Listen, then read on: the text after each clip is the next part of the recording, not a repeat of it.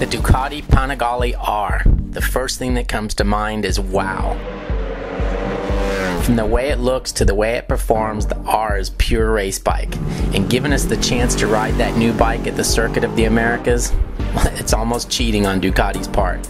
The R was made for the track, and COTA is one hell of a racetrack. You always hear the phrase that racing improves a breed, and it does, but the trickle down is normally a bit slower than with this bike.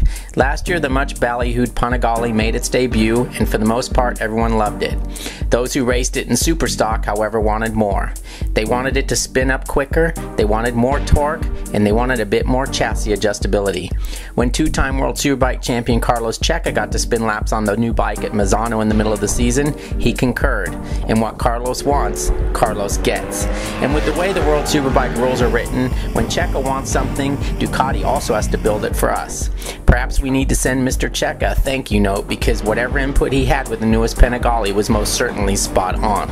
With its titanium connecting rods and lighter engine internals, the Panigale R definitely has more torque, and it revs so much quicker, almost like a four-cylinder, not the twin that it actually is. It also has a 500 RPM higher ceiling, and Ducati claims none of this altered the fact that it still is a 185-mile-an-hour street bike. We couldn't get it to 185 on the back straight at COTA, but Nicky Hayden did. I guess that's why he's Nicky Hayden and we're not.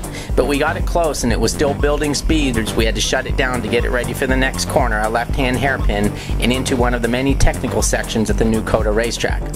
When you hear that a motorcycle looks and feels like a race bike, you naturally think it's going to be pretty difficult to ride slowly.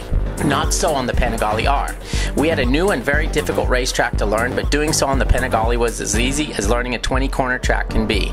The bike goes where you point it, and if you get it in a bit too hot, you just keep tugging on the brakes and leaning it over. You get scared long before the Ducati even thinks about doing anything silly. The R feels really light under you, and nowhere is that more evident than in the long S's of COTA. In that section, you are flicking the bike from side to side for what seems like forever, but the R transitions naturally and with ease. But sometimes with that ease of flickability comes compromise. A bike can get twitchy at speed and somewhat unstable.